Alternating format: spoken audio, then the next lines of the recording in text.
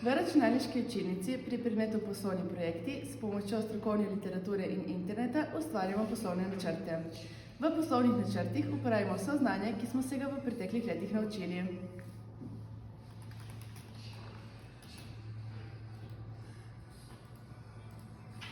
Poslovni načrt je eno najpomembnejših sredstev ali najpomembnejši dokument v podjetju.